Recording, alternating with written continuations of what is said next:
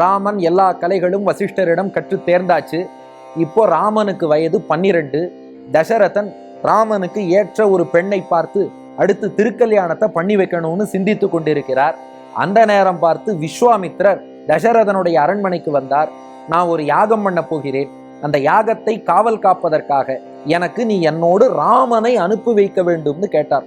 அப்போ தசரதன் சொன்னான், ராமனை போய் கேட்கிறே வேண்டாம், அவன் சின்ன குழந்தை, ராமனுக்கு ஒண்ணுமே தெரியாது, நான் வேணா வந்து காவல் காக்கிறேன், எந்த அரக்கனோட சண்டை போடணும்னு சொல்லுங்க, நான் வேணா போடுறேன், ராமனை அழைக்காதீர்கள் என்று சொன்னான் தசரதன்.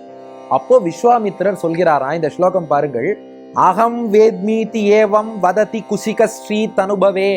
அகம் வேத்மி, விஸ்வாமித்திரர் சொன்னாராம், தசரதா, ராமனுடைய பெருமை உனக்கு தெரியாதடா, எனக்குத்தான் தெரியும், நான் அறிவேன்னார். தசரதன் பார்த்தான், தந்தையான எனக்கு தெரியாதது உங்களுக்கு எப்படி தெரியும்னா?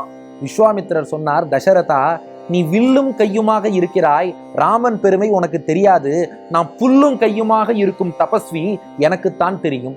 நீ சிம்மாசனத்தின் மேலே அமர்ந்திருக்கிறாய், உனக்கு தெரியாது, அவன் திருவடி நிழலுக்கு கீழே நான் இருக்கிறேன், எனக்குத்தான் தெரியும் நாரம். நீ ரஜோகுணம் தமோகுணம் நிறைந்தவன், உனக்கு தெரியாது, நான் சத்வகுணம் நிறைந்தவன், எனக்குத்தான் தெரியும். நீ போக கிரமம் அறிந்தவன், உனக்கு தெரியாது, நான் யோக கிரமம் அறிந்தவன், எனக்குத்தான் தெரியும். நீ தலையிலே கிரீடம் வைத்திருக்கிறாய், உனக்கு தெரியாது, நான் தலையிலே ஜடாமுடி தரித்திருக்கிறேன், எனக்குத்தான் தெரியும். தசரதா, நீ பொருளும் இன்பமும் கிடைத்தால் போதும் என்று வாழ்கிறாய், உனக்கு தெரியாது, அறத்தையும் வீட்டையும் எதிர்பார்த்திருக்கக்கூடிய எனக்குத்தான் ராமன் யார் என்பது தெரியும். அதனால ராமன் மகாத்மா, ராமன் சத்திய பராக்கிரமன், ராமனுக்கு இல்லாத ஆற்றலே கிடையாது, என்னோடு நீ ராமனை அனுப்பி வை என்று தசரதனிடம் விஸ்வாமித்திரர் சொல்கிறார். அதாவது ராமனுடைய அந்த கலைகளின் ஞானம் இதெல்லாம் தசரதன் பார்த்திருந்தாலும் தசரதனுக்கு ராமன் மேல பொங்கும் பரிவு.